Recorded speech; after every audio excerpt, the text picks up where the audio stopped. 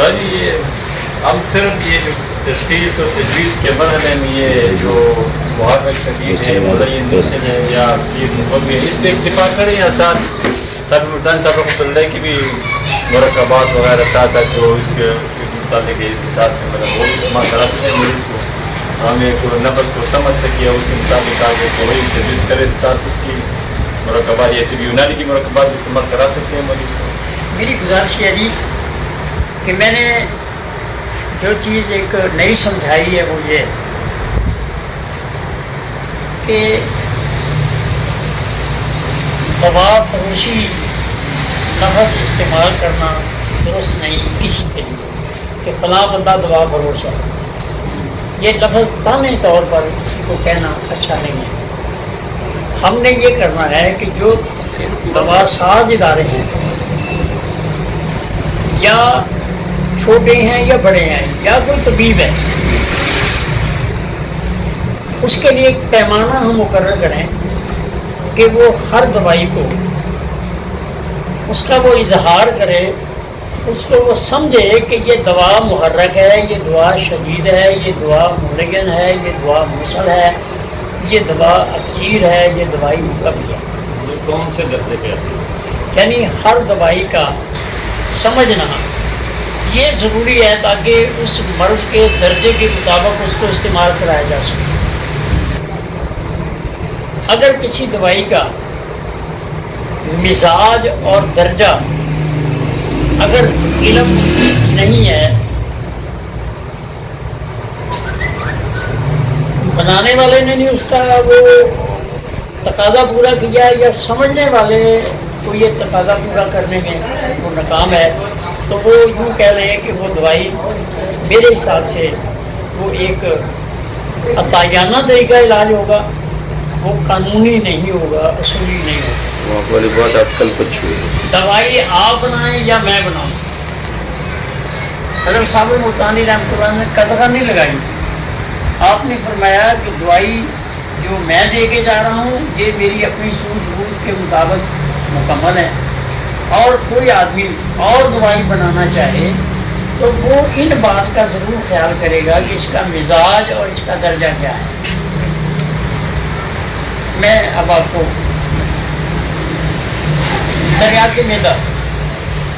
یہ فارماکوپیا کی دوائی نہیں ہے. النساء یہ فارماکوپیا کی دوائی نہیں ہے. شدید 5 جدید یہ فارماکوپیا کی دوائی نہیں ہے. اکثیر بادیاں یہ فارماکوپیا کی دوائی نہیں ہے. دریات گردہ یہ فارماکوپیا کی دوائی نہیں ہے. لیکن جو طبیب سمجھتا ہے کہ اس کا درجہ یہ بنتا ہے وہ استعمال کرے, اور اگر اس کے پاس یہ صلاحیت نہیں ہے کہ اس کے اندر کون سی دوائیاں ہیں اور اس کا مزاج کیا بنتا ہے, تو وہ پھر صابر صاحب رحمۃ اللہ علیہ کی بنی بنائیے جو 6 دوائیاں ہیں 6 درجے ہیں ان کا وہ استعمال کرے, وہ غلط کام کوئی نہ کرے.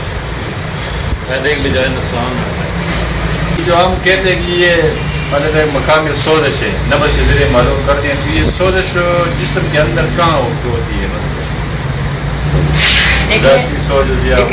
میں آپ کو بتاؤں, اگر ایک شخص کی نبض ہے عضلاتی خودی اور اس کی نبض ہے سوزش میں, جی,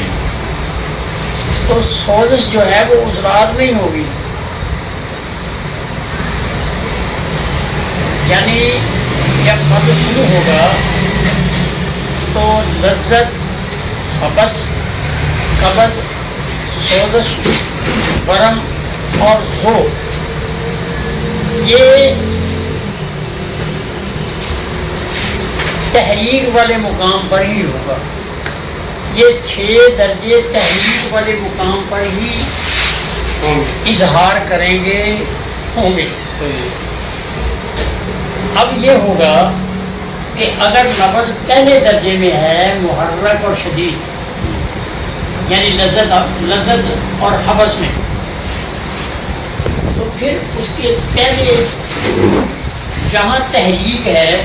اس کے اثرات اس کے جسم میں زیادہ ہوں گے. وہ میں نے لکھا ہے اکڑاؤ اور درد. جی, اگر نبض ہے وہ تحریک ہی، لیکن وہ آگے بڑھ گئی ہے، قبض اور سوزش بھی آ گئی ہے، تو پھر وہ تحریک اسی طرح جاری ہے، لیکن اس کی جو علامت پہلے والی تھی وہ کچھ کم محسوس ہوگی، اور تسکین والے مقام پر جو خمیر پیدا ہو گیا ہے اب علامتیں اس کی بھی ساتھ آ جائیں گی، جس سے نبض کا کبھی پن ٹوٹ جائے گا اور نبض کے اندر تیزی آنی شروع ہو جائے گی۔ اگر وہاں بھی آپ علاج نہیں کر سکے پھر وہی تحریک والی نبض جو ہے وہ آگے بڑھے گی، اب وہاں ورم اور ذوق آ جائے گا۔ تحریک اپنی جگہ جاری ہے، یہ تحریک کے ہی مراحل ہیں، تو پہلے تحریک والی جگہ پہ اس کی علامات ہوں گی، پھر تسکین والے مقام پہ جو ہیں اس کی بھی علامات ہوں گی، پھر تحلیل والے مقام پر ورم اور ذوف کا جب مقام آئے گا تو جو تحلیل والا مقام ہے وہاں پہ اس کے اثرات جو ہے وہ شروع ہو جائیں گے، لیکن دوائی آپ نے تحریک والے مقام کو بھی سمجھ کے دیں، یعنی اگر عضلاتی بدھی گرمی نبض ہے تو آپ نے 5 اور 6 ہی علاج رکھنا ہے جی، اور اگر وہ پہلے درجے میں ہے تو پھر آپ اس کو، وہ ایک کیفیاتی نبض ہے، آپ اس کو یعنی 4 نمبر اور 5 نمبر کریں گے، ورم نہیں ہے جی، اور جہاں اگلا وہ معاملہ شروع ہو جائے گا پھر آپ یہ سمجھیں کہ اب تسکین والے مقام پر خمیر پیدا ہو چکا ہے، وہاں ہم نے اس کو ملین یا مسل کے 2 یہ درجے ہیں یہ استعمال کرنے ہیں جی۔ پہلے درجے کے اندر ہم نے محرک اور شدید دینی ہے، دوسرے درجے میں ہم نے ملین اور مسل دینا ہے، اور اگر ہم نے وہاں بھی اس کا علاج نہ کر سکے تو تسکین والے مقام پر اتنا خمیر پیدا ہو چکا ہے کہ وہ آگے والے پرزے کو بازار نہیں دے رہا، اب اس کے اندر ذوق آنا یہ اس تسکین کے سبب ہے۔ تو آپ نے مرد تو تحریک کے سبب ہے نا، سارا تحریک کے سبب تسکین پیدا ہوئی، اور تسکین کے سبب پھر آگے تحلیل پیدا ہوئی، تو ہم نے علاج تحریک کا ہی کرنا ہے، دوائی تسکین والے مقام پہ لینی ہے، دوائی تسکین والے مقام پر لینی ہے، کیونکہ تحریک جو ہے اس تحریک سے آگے والا حصہ جو ہے وہ تسکین میں ہے، اسی کو دوائی لینی ہے جی۔ اب استاد محترم ابھی آپ نے میرا جو نبض ملاحظہ کیا تو اس میں یہ جو میری جو انگلیاں اس میں تھوڑا سا سن پن ہے، تو یہ اب اعصاب میں تحلیل ہو گیا ہے؟ جی نہیں، میں نے لکھا ہے اس کو ہم قدر پن کہتے ہیں، قدر پن کہتے ہیں، صحیح، یہ تحلیل کا پہلا درجہ ہے۔ اچھا صحیح جی یہ تحلیل کا پہلا درجہ۔ ہاں، صابر صاحب کا وہ جملہ اگر آپ ذرا غور کریں سر کہ اس قوم کو مخدر اور مسکن دوائیوں سے بچایا جائے، صحیح، تو 2 لفظ استعمال ہو گئے نا جی جی، جی، مقدر تقریر سے ہی ہے، قدر پن سے جی، قدر و مسکن تسکین قدر پن آگے ہے، مسکن یہ پیچھے ہے، سکون جی۔ تو ہمارے نبض میں جہاں تسکین ہے اس کو ہم مسکن کہیں گے، کوئی کام نہیں کر رہا، اور ایلوپیتھی کے پاس کیا ہے کہ جہاں تحریک ہے اس سے پیچھے والے عضو کو تحریک دے دو تاکہ جو مرد والا ہے وہ مسکن ہو جائے، اس درد کا اظہار نہ کرے، تکلیف کا اظہار نہ آئے، وہ کیا ہے وہ مسکن، وہ اس کو مسکن کا ترتیب بناتے ہیں۔ تو ہمارے نزدیک قدر پن جو ہے وہ ایک جو تحلیل کا جو پہلا درجہ ہے وہ ہے۔ یہ قبض کی تعریف کو آپ سمجھتے ہیں، قبض جیسے مطلب ہے کہ آنتروں میں خشکی بڑھ جاتی ہے، اجابت سر جاتا ہے، اس طرح مطلب ہے کہ آپ لذت اور قبض کو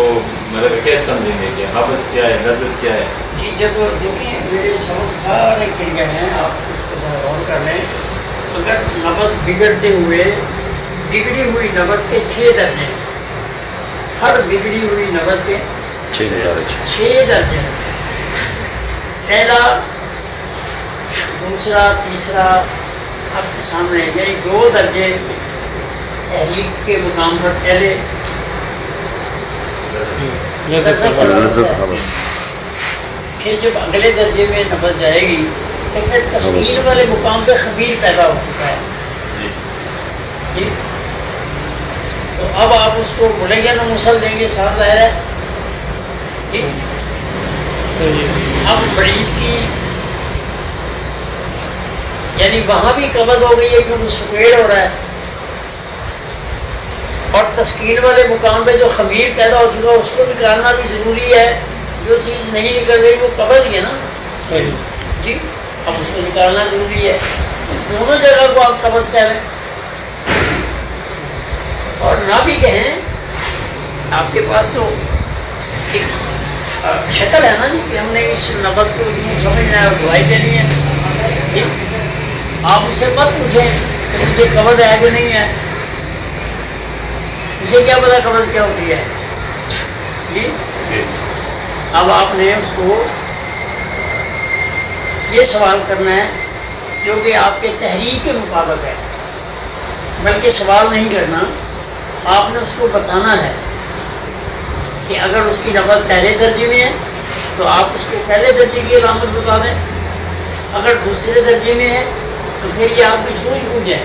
کہ آپ نے کچھ اگلی بار بھی بتانی ہے, کچھ تحریک والے مقام کی بھی بتانی ہے, کیونکہ اس کی علامات بھی کچھ ہیں جی. اور اگر تحریر والے مقام پہ بات چلی گئی ہے تو آپ کہہ سکتے ہیں کہ اگر عضلاتی تحریک ہے تو آپ کہہ سکتے ہیں کہ قدرت میں تسکین ہے اور اصحاب میں تحریر ہے, تو مرض تو تحریک کے سبب ہے جی. آپ نے دوائی اسی درجے سے دینی ہے, آپ نے یہ نہیں بتانا کہ بھئی آپ کو قبض ہو گئی ہے, آپ کو بنا, آپ نے اپنی تحریک کے مطابق تینوں درجوں کی علامات جو ہیں ذہن میں رکھنی ہے, اس کے مطابق دوائی دے دینی ہے. بعض دفعہ مریض ایسا ہوتا ہے کہ آپ نے دوائی دی ہے اس کو 5 نمبر, اس نے عضلاتی اعصابی چیز کھا لی ہے یا اس کی نبض عضلاتی بھوتی گرمی ہو چکی ہے, وہ پھر بھی دہی یا کوئی عضلاتی چیز پھر کھاتا ہے, اب اس کے پیٹ میں گیس ہوا بن کے اس کو پکانا آ رہا ہے, ہوا بن رہی ہے نا جی, وہ ہوا پکانے کے راستے خارج ہو رہی ہے. اب وہ کہہ دی مجھے تو بوٹیاں آ رہی ہیں جی, تو آپ نے اس کی وہ بد پرہیزی کے سبب بوٹیاں آ رہی ہیں, اس کے آپ غذا جب اس کی سیٹ کریں گے نبض کے مطابق جی, اور آپ اس کو دوائی اگر ملیگن دیں گے تو یہ غلط نہیں ہوگا, بلکہ اس کو جو غیر فطری جو ہوا کی وجہ سے کھانے آ رہے تھے وہ ختم ہو جائیں گے, اور اس کے تسکین والے عضو کے اندر جو بیماری ہے اس کا بھی اخراج ہونا شروع ہو جائے گا. وہ کہے گا جی میں اگر مجھے پکانا آتا ہے, اب ٹھیک آتا ہے جی, اور میں پہلے سے ٹھیک ہوں, اگر اس کو پکانا یعنی کہ اگر پہلے 2 دفعہ آتا ہے اب بھی 2 دفعہ اگر آ جائے گا, لیکن وہ آپ کو یہ نہیں کہے گا کہ مجھے پکانے کی کوئی تکلیف ہے, وہ کہے گا کہ میں پہلے سے سکون میں ہوں, بہتر ہوں. جلانے اور جلانے والا ہم ایک جگہ ہم کر سکتے ہیں کیسا جی؟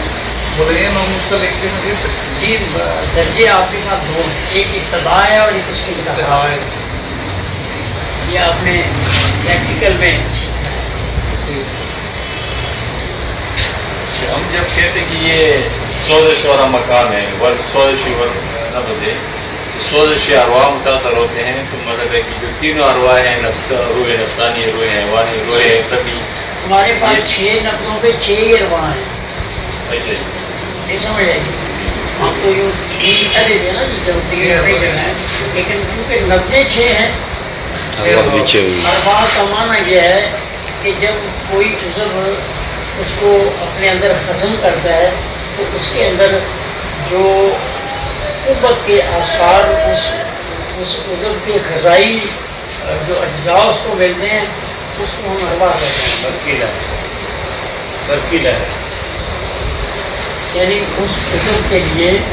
جو چیز ہم کھاتے ہیں اس چیز میں سے جو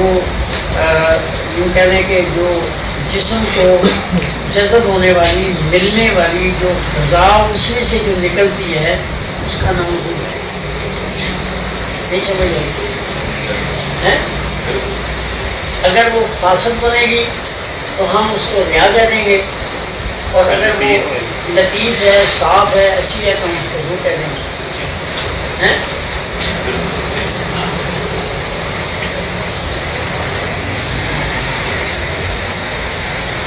جی اور سوال کوئی؟ جی تو مذہب اعضاء کیسے متاثر ہوں گے؟ جی اعضاء تو تسکین میں بھی متاثر ہوتے ہیں، جہاں تسکین ہے وہاں کے اعضاء متاثر ہوتے ہیں، لیکن بدارت یہ مرض سے مراد یہ ہے کہ سب سے پہلے لذت خبث یعنی مرض جا رہی ہے اسٹیپ بائی اسٹیپ. پہلے اس کی مزاج متاثر ہوا ہے، مثلا رات کو کسی نے پانی پی لیا ٹھنڈا، صبح اس کو چھینکیں آنے شروع ہو گئی، یہ کیفیات ہیں، ابھی اس کی خلق نہیں بدلی. جی ہاں ابھی اس کی کیفیات ہیں، ٹھیک ہے. اب اس کے بعد آگے جو مرد آئے گی وہ خلق میں آئے گی. جب مرد خلق میں آئے گی تو کیونکہ خلق جو ہے وہ آزادی رضا ہے، اب وہ خلق صحیح نہیں ہے، اس لیے وہ آزادی رضا بنے گی تو آزاد بیمار ہو گئے. جی اب آزاد نے ارباب پیدا کرنی ہے، جب آزاد صحیح نہیں ہوں گے تو ارباب جو ہے وہ خالص نہیں پیدا ہوں گے. جی اب سمجھ آ گئی ہے؟ جی ہاں بس اس کو آگے تک لے جائیں، سبق مکمل ہو گیا. جی